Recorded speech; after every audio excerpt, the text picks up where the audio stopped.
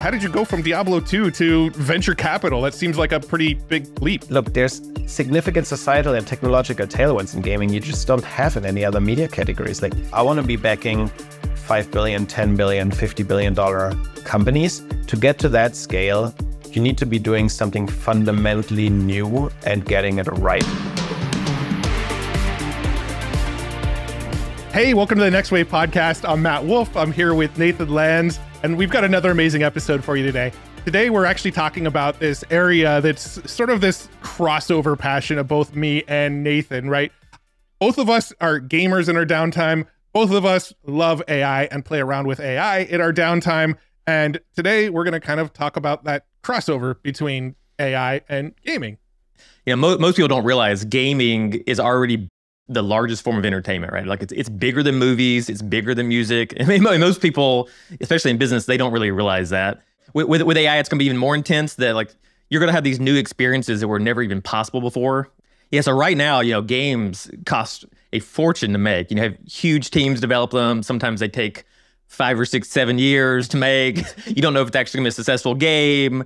And also the games are quite limited. Like you're hearing from gamers that they're kind of tired of all the restrictions on the games and what's possible and what's not. It feels like with AI, you're soon gonna have where you can make like AAA games in like 1 to 2 years that allow gamers to do things that was never possible before. Like for example, there's a game recently came out, Baldur's Gate 3, one of the top selling games in the last 2 years. Massive story, massive world, that's why people love it. But the story's not that great. You know, it's kind of repetitive, and yeah, you can change things, but you still have to go in this one direction that you can go. And there's gonna be a lot of games like that where now you can have, you know, you can make your own story. Like, oh, I want to be a dark elf king who was betrayed by my brother or whatever. Like, let's start the story like that way, and we're gonna start it in the underworld or whatever. There's gonna be so many new experiences, or like like imagine like, you know, Grand Theft Auto, but when you get to the end of the world, it starts generating the world kind of like how Minecraft works, but like way higher fidelity. Like, okay, now I'm like, I went from New York and now I'm driving down, and I went to Buffalo, and I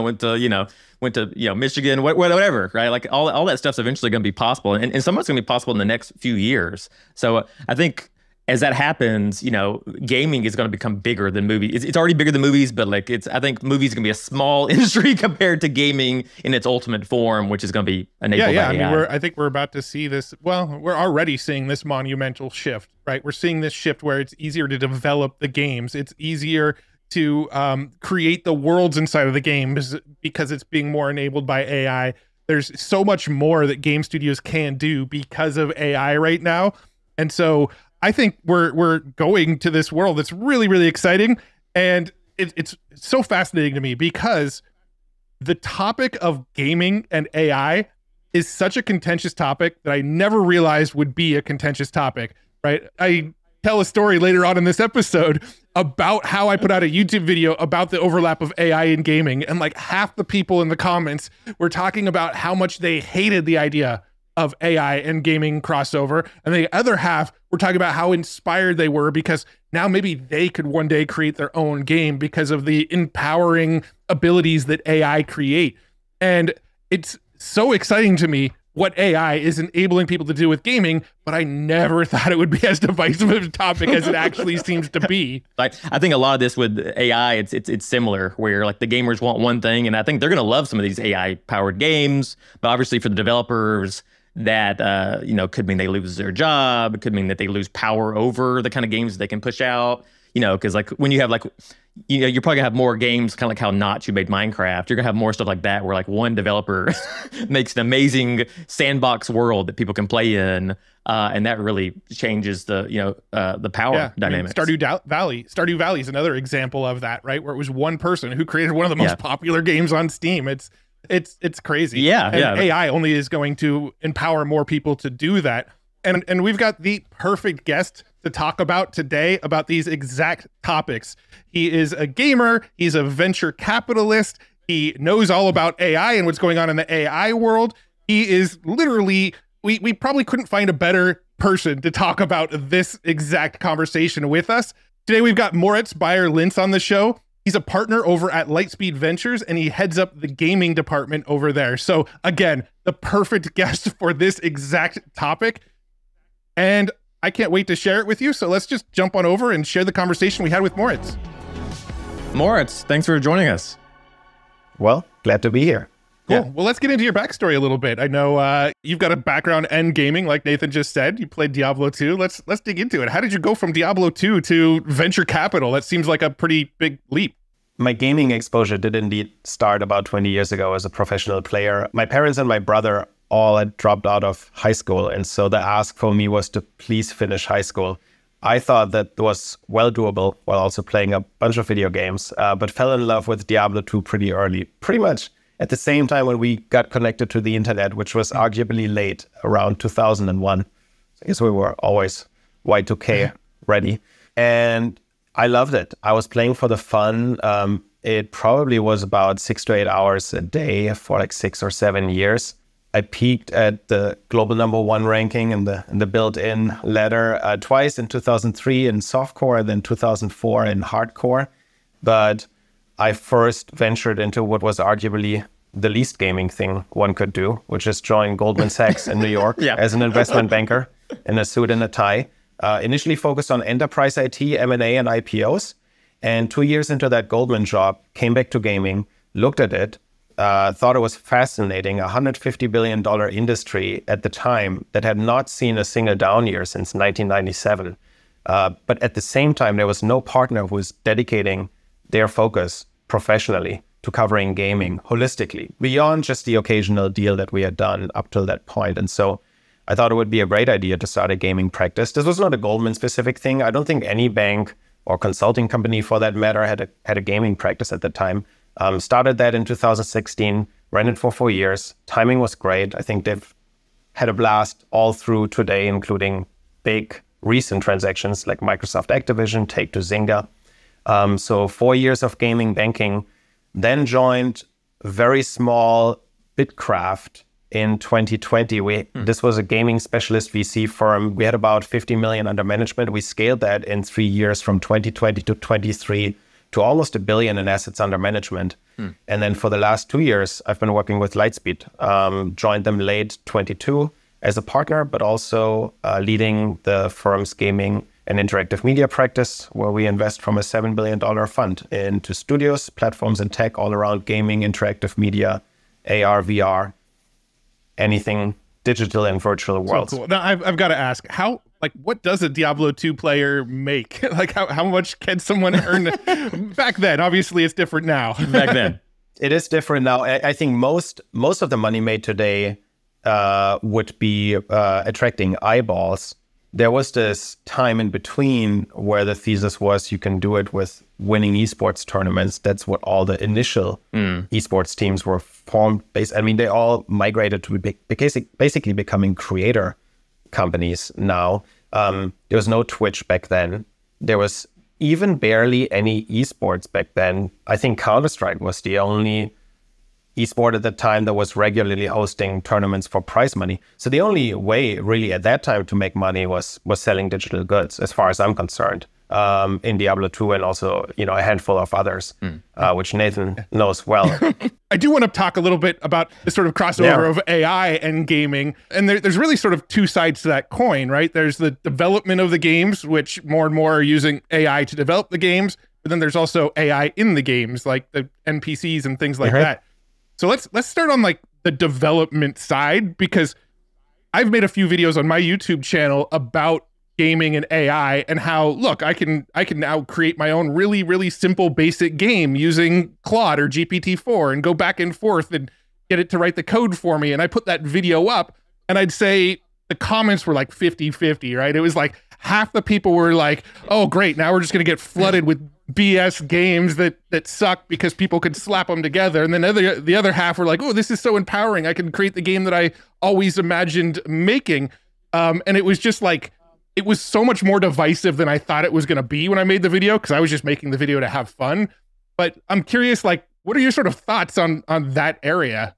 Yeah, on a high level, and maybe this is cliche, but as an investor, I'm pretty excited about it. I think this is a great time for founders. I think it's also a great time for investors, because it's very rare to have a paradigm shift in in your fall into your active investing period unless you're at it for 10, 20 years.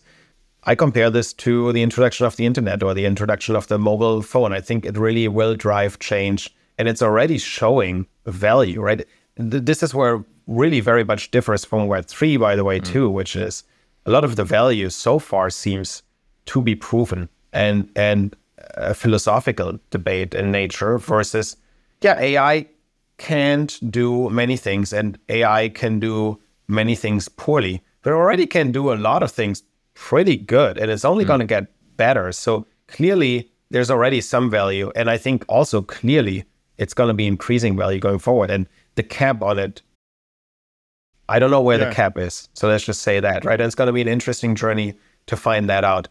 And then, to kind of segment it, you can either change the way games are built, you can change how the sausage is made, or you can change the game and the player experience itself, the sausage, I guess. Players primarily care about the sausage, not the sausage making. So this is a developer conversation, the development process, obviously. And I think there's natural negativity from that community, as would be from any professional domain where they feel their jobs are at risk or even changing. I think it's a natural human reaction to be worried or to at least feel uncomfortable, because it means you might have to reskill. It means you might be obsolete, right? And so it's also, I think it's easy to dismiss all the negative commentary because it has real implications for real people. And I think that's where a lot of this is coming from. Look, in the next 30 seconds, I'm about to let you in on something that will completely change your marketing strategy with AI. Back when we met with Greg Eisenberg, he summed up the widespread fascination with AI perfectly. Everyone from your barber to Jeff Bezos is interested in AI. So if you want to drop some AI knowledge during your next haircut, HubSpot has a new trend report that is packed with original research and data on all the AI trends to watch for this year. This PDF is the ultimate resource for you. You'll learn the top 5 AI marketing tools everyone's talking about, the tools that are driving significant return on investment, and it answers the question on everyone's mind. Is AI helping or hurting your career trajectory? You can steal the research findings from this report to revolutionize your business strategy and transform the way you work. So if you want it, grab your free copy from the link in the description below. Now back to the show. I feel like if the only value that you bring to the development process of a game is physically writing the code, then, you can kind of go anywhere and write code for anything. I feel like game design is so much more complex than most people give it credit for. Like, I can go and code up a game. It'll be a horrible game because A, I'm not a good storyteller. B, I'm not good at creating, these addictive game loops that keep people wanting to come back over and over again. Maybe I'm not great at the graphic design. Like, there's so much more that goes into the game than just the code. So to me, it just feels like if the only thing you're bringing to the development of that game is the code itself, well, I mean, maybe do better in other areas. That might be harsh, but that's kind of how I feel about it. Yeah, I think that's maybe a little bit harsh. There's a lot of game-specific coding. There are game engineers, and you can't just swap in a SaaS software engineer. But then obviously there are other disciplines in making a great game, notably design, which when we say design in gaming, that has not per se something to do with art. That is really, I think you should think of it as designing the fun. And then there is art. I think from the art domain specifically, with a lot of generative AI now used in concept art, prototyping, 2D, including 3D as well, but really mostly I think on the 2D side still. Those concerns and worries are pretty real. On the commentary of flooding the market with stuff, we've seen that in other media categories too. We're also flooding the internet with text, and people on Instagram are flooding it with photos that most people don't really care about. And then we have YouTube for video, and TikTok obviously too. And so it would be a natural extension of everything we've learned over the course of the last, call it, 20-ish years, that after figuring it out and putting into creators' hands the ability to create and share and remix text, then images, then videos, that games, which are interactive videos if you want. So, would be the next logical frontier. And I think by and large, the same ideas should hold. I think there's always going to be a place for high quality games designed by professionals alongside more fun creator, clunky content. And we're already seeing that unfold with Roblox to some extent. But there's also Netflix while there's TikTok, right? So I think it's a beautiful thing to enable creators with these tools. And that's probably the part to get excited about. As an investor, I care a lot more about our studios really driving home these novel, previously impossible experiences. So I care a little bit less about the sausage making process and more about the sausage, because I wanna be backing $5 billion, $10 billion, $50 billion companies. To get to that scale, you need to be doing something fundamentally new and getting it right. And so, using AI in the development process will probably increase your speed, iteration, and all of that kind of stuff. But to get to those valuations, you really need to nail delivering something where people look at it. AI and PCs, agentic simulations are examples on that front. Because we've seen it in mobile. This was the last paradigm shift in gaming where it wasn't EA or Activision Blizzard who ported existing experience onto the new mobile phone. It was those studios that built natively for a new reality, that were really embracing what the touchscreen can do, and that also figured out the fact that now gaming is not a dedicated sit-down session playing for an hour or two, but it is getting back in for a minute while waiting in line at the DMV. And that makes a difference. I feel like there's like a huge unmet need right now in terms of what gamers want in games and what developers are actually making. Like, I don't know if you saw the recent like Wukong that just came out, the Chinese game. It's kind of like they're saying it's like the Chinese God of War, and it's like top 2 on Steam ever. And there is a divide now, and like where a lot of the developers, gamers are saying that developers are too woke, and so they're starting to not buying their games, right? And that's a huge thing in the gaming community right now. Like from the gamers themselves, that's what they're saying. And then they're like, Wukong's not woke, and it's a great game, love it. And so I think you're going to see more and more of that, where there's all these gamers who are actually wanting more hardcore, maybe violent games that maybe the developers are kind of shying away from now, and also kind of pushing their own politics into the games. And I think now that you'll be able to make better games with smaller teams, you'll see different kind of games come out, like actually the games that the gamers actually want. So I think the gamers are going to be really happy about this, but obviously the developers are not going to be as happy that they don't have that much control over the market, what they can push out. I'd love to see a woke GTA 6. That'll be interesting. Yeah, excuse me, sir. Do you mind if I hop in? Yeah. The other argument along similar lines that I hear come up quite a bit is how soft the American game development scene has gotten. Yeah. Meanwhile, you have kind of like 996 mentality in China, and it shows in games.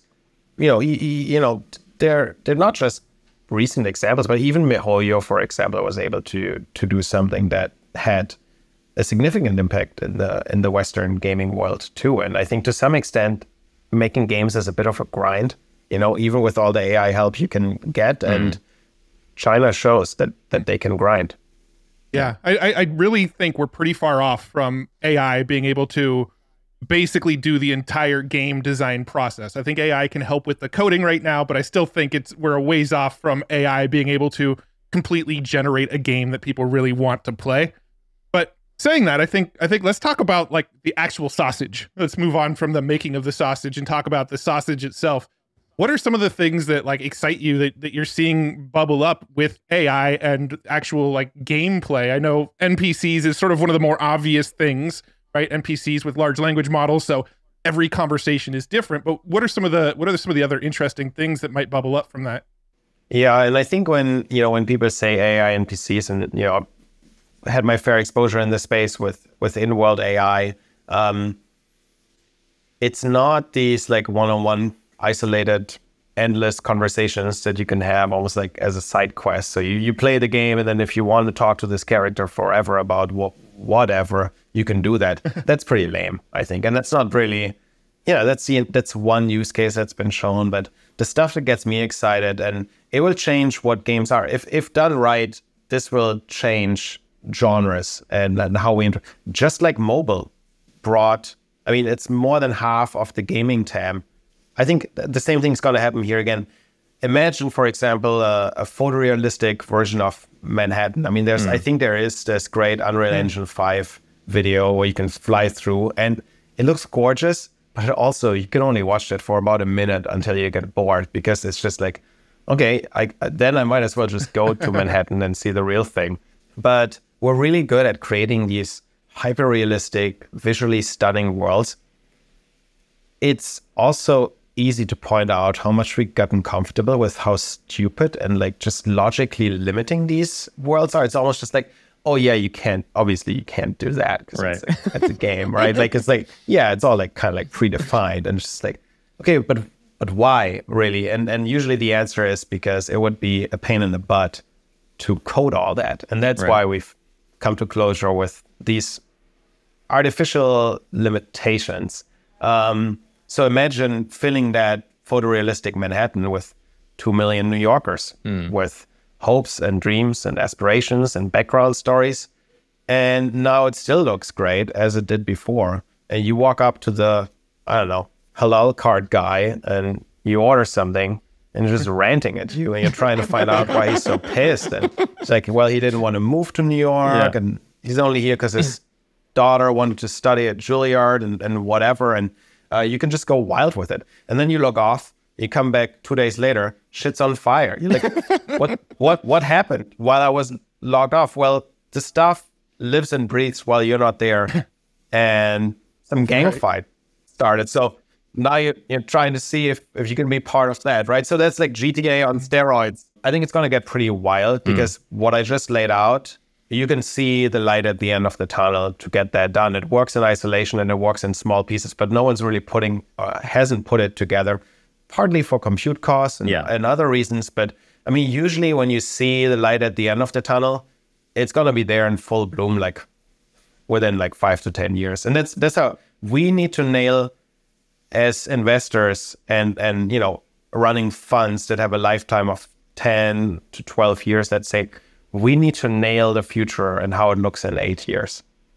And so do I think GenAI in games and GenAI in media might be the dominating force in 8 years?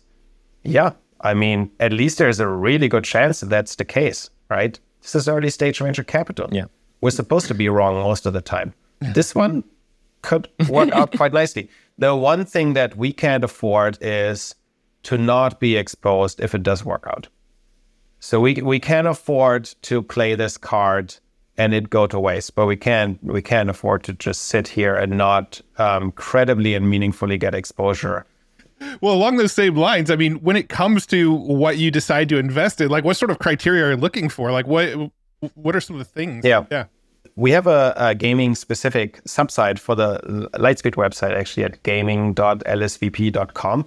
And the whole thing is very much how I view the world and how I want to be seen by founders. It's the whole subsite is basically a reverse pitch to extraordinary founders. And I use that word extraordinary quite a bit.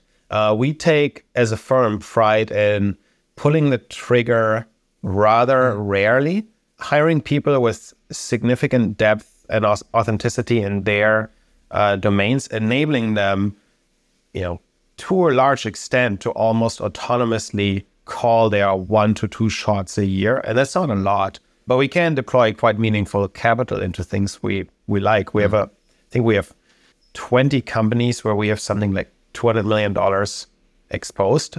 And so if looking at it's something like 1,000 to 2,000 things a year makes you want to be a part of it. And those instances feel just very different from everything else. And sometimes it's 1 a year or 2 a year or 3 years. Sometimes I think some partners have done 0 investments in a given year and basically just admitted there's nothing that they found they loved that year. I think for me, I like the early stage more than growth stage. I look at both gaming and interactive media, but I just love working with truly exceptional people.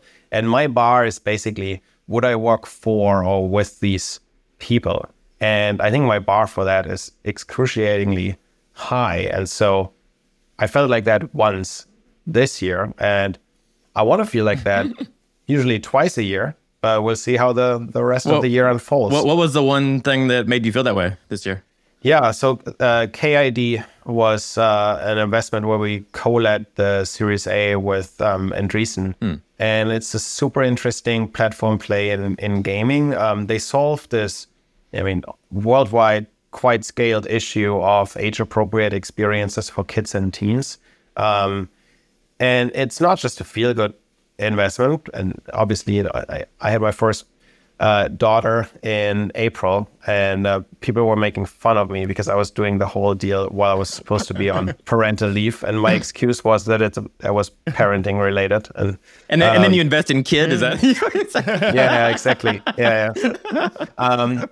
And so the important fact to point out here around this topic is that I think publishers have paid something crazy like 2.5 or 3 billion in fines in the last 3 years for violating this stuff. And so you're almost going around to the legal teams and sell this stuff as an insurance. Like, hey, would you want to continue to be on the hook for like hundreds of millions of fines? Or do you want to pay us a couple of million to take that off your chest and build that infrastructure and integrate with your game? And so the traction that these guys are seeing, and by the way, it's such a beautiful example of the most two important slides and first slides in the pitch deck usually being problem and solution. This is a real problem, and it's a real smart solution without wanting to go further into it. But this is a combination between team tech and also the way this was set up legally for why this is so compelling. But this is the third. This was the third round within less than a year of founding the company.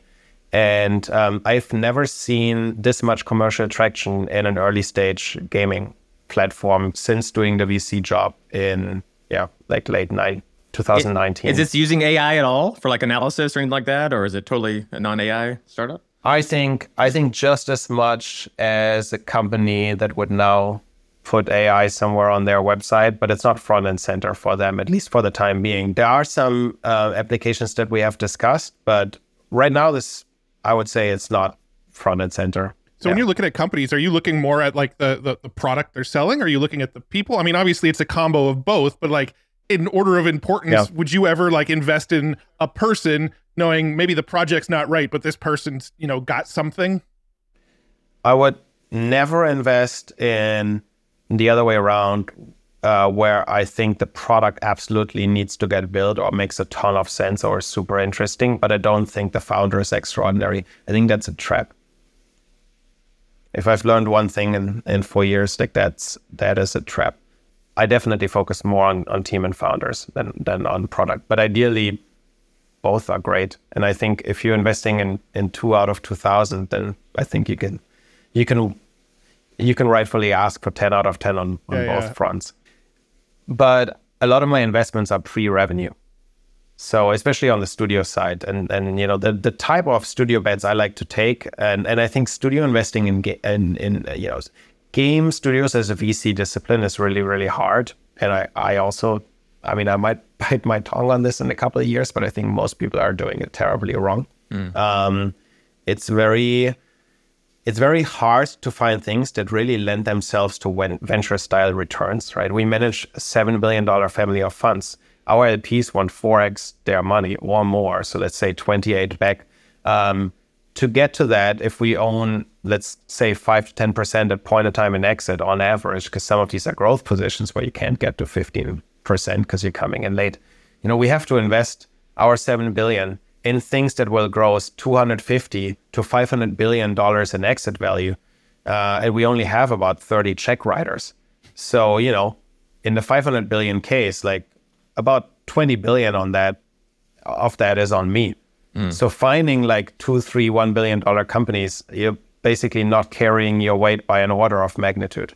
So what does a 5, 10, $20 billion game studio look like? I think these are big, bold swings. They need to be built like platforms. They need to be built with your own IP and probably transmedia upside, cross-platform. They need to be managed with live ops as games as a service, similar to the model that League of Legends and others pioneered. But it's actually almost certainly not enough to just have a cool game. You need to build like a 20-year empire. Yeah, that seems so hard to do, like, right? Like, even like speaking of like League of Legends, I mean, that's one thing I've noticed too, is like you don't see as many games allowing you to create like custom games or create custom mods for the games, right? Like League of Legends came from Dota, from Warcraft 3, right? And balloons and all the tower defense came from Warcraft 3. and you don't really have that kind of thing happening anymore. I think Blizzard hated that, right? Like we're like like all these other games come out using their, mods on their game. So I wonder if we'll see more of that with AI. Like I wonder if we'll get to a spot where you can make a game and you can make it easier for people to mod that game using AI, right? And then that can become a spin-off property that maybe the parent company still owns majority of or something like that.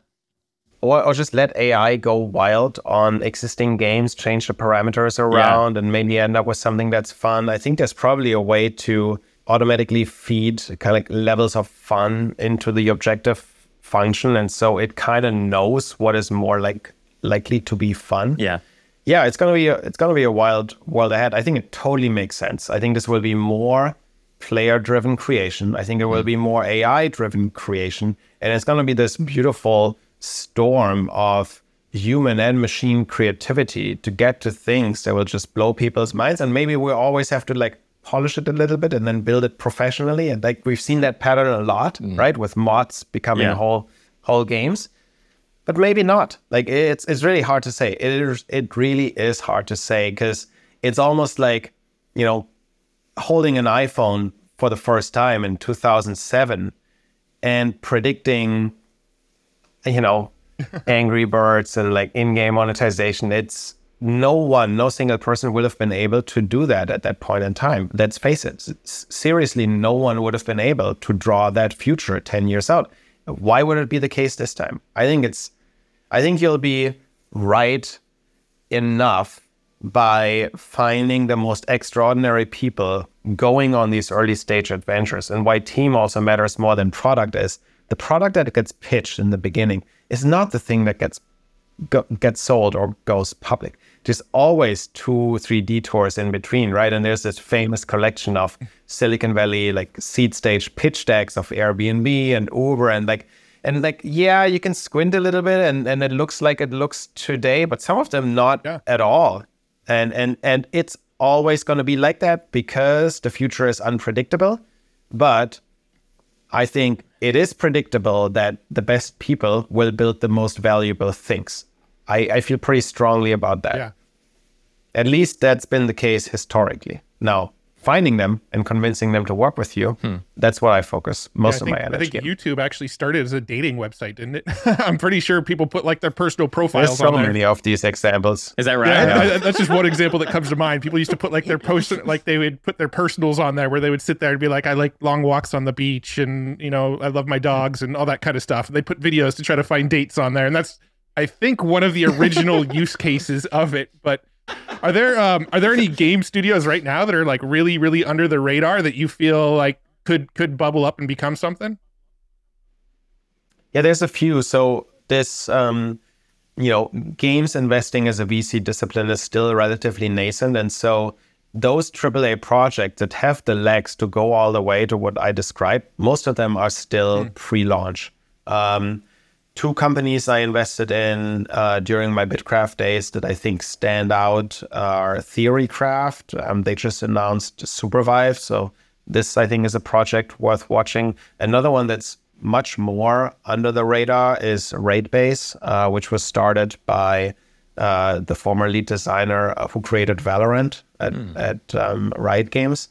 And then I think to call out the 2 that I've invested in on behalf of Lightspeed over the last 2 years, League of Legends creator Snow. He was the first executive producer at League of Legends, Steven Snow. And then Michael Chow was also an executive producer at Riot Games at the time, but on Wild Rift, so the mobile version of League of Legends. Those 2 started a company in late 2022, and they've scaled it up to an exceptional team. There's nothing public about the game yet, but the prototype is pretty awesome. And then a studio that I personally love a lot, where even the Series A prototype, I think, was blowing people's minds, and that's been now what, a year and a half ago or so. So again, like I have the privilege to look a little bit behind the scenes, and that's the project I'm also very excited about is Gardens. Project names to be determined for most of these companies, with the exception of Theorycraft, who made a pick with Supervive. But look, it almost feels to me, it's so easy to look at this stuff and say like, oh, and will all of them work out? Or like, it's like, it's so silly to back these projects. And I've actually gone through all the data and looked at the success rates for AAA projects once they receive a certain amount of funding, and actually much better than a lot of early stage investing disciplines. Now, this is looking at them inside publishers, right? Because we don't have enough data points for standalone companies. But man, I think it's easy to shoot at others. But from everything I see and my gut feeling, and just looking at a lot of these prototypes of games, and a lot of them are built in tandem with their audience and already are doing really scaled playtesting. So it's not just like me, try to be the tastemaker of the gaming industry.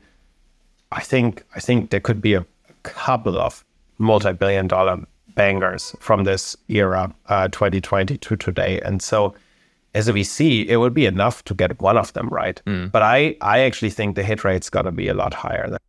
And gaming's already bigger than movies now, right?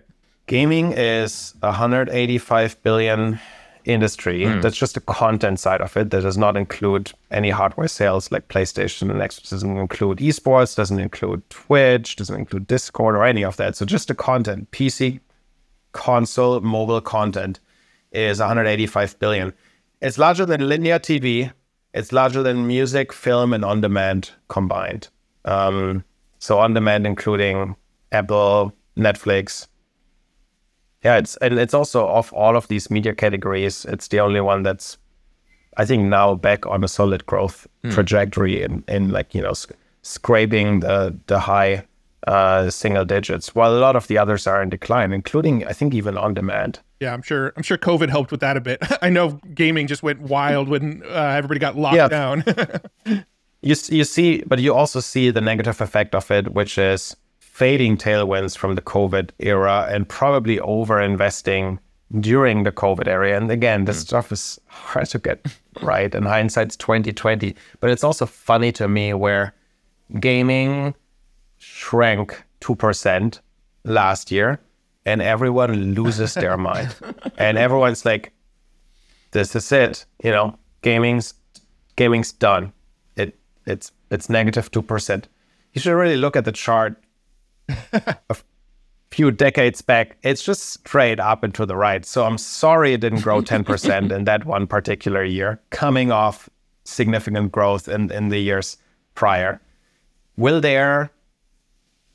Look, there's significant societal and technological tailwinds in gaming you just don't have in any other media categories. Like, what do you think benefits most from these technological, like, not just AI, but also 3D advances? Yeah. Like, we've already reached peak fidelity everywhere else. We haven't reached it in games. Videos are literally perfect, right? I mean, you can capture reality and then just put it on a screen. It's literally perfect.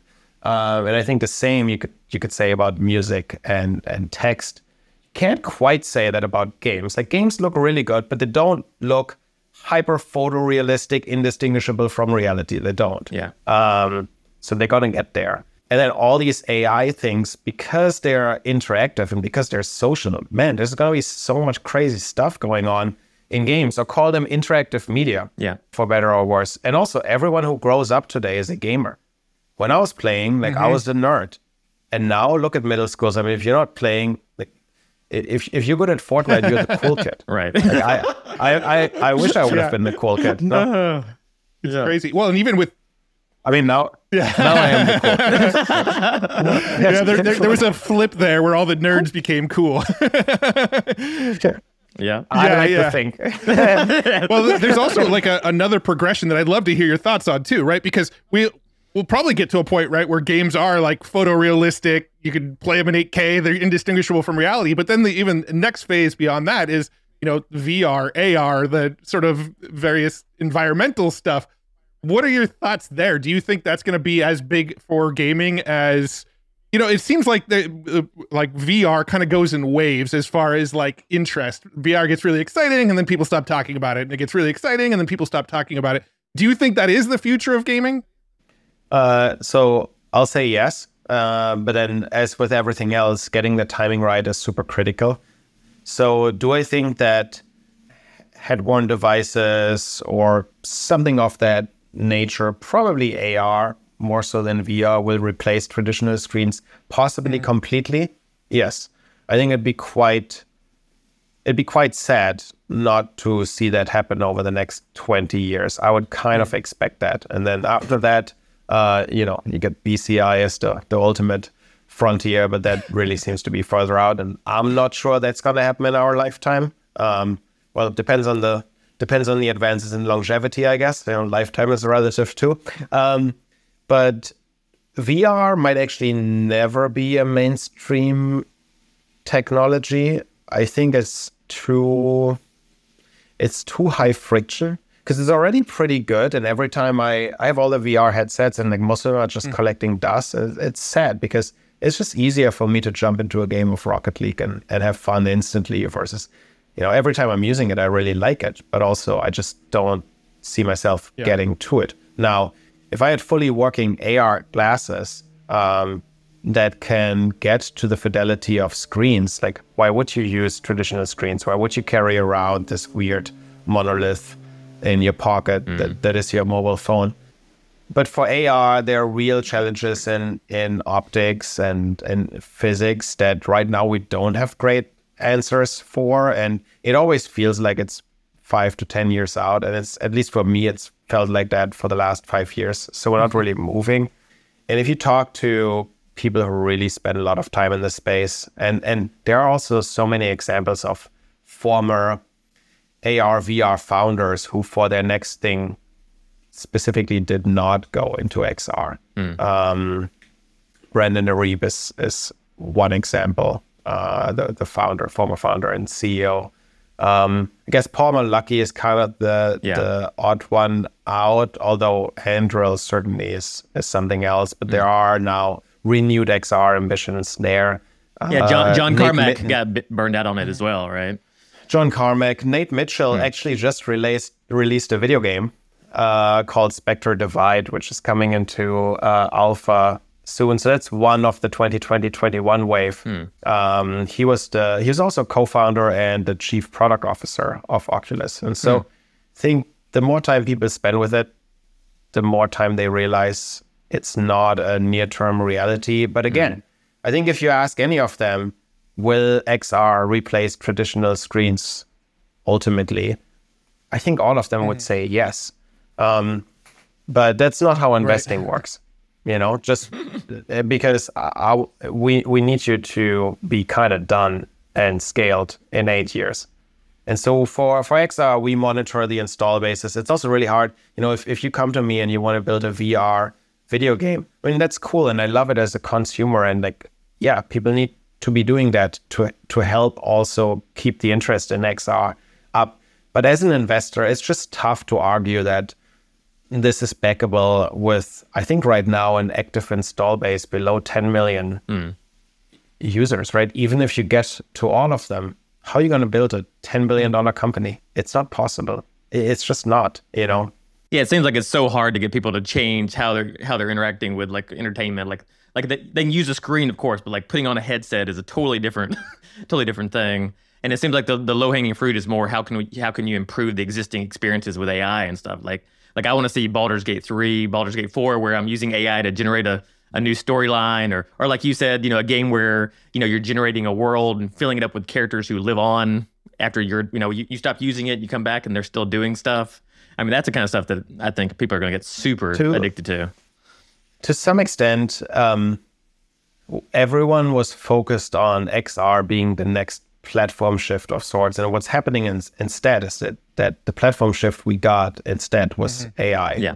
And platform shift is not a clean term for it. Yeah. But the other interesting way, I think, also to think about augmented reality is actually not anywhere saying visually augmented reality, right? And so with this whole class of AI-enabled hardware devices, like this is actually an area where we spend time in, and where others have pivoted from XR to, which is, well, it would make sense to have a sensing device probably on your head in the glasses form factor that sees the world like you do.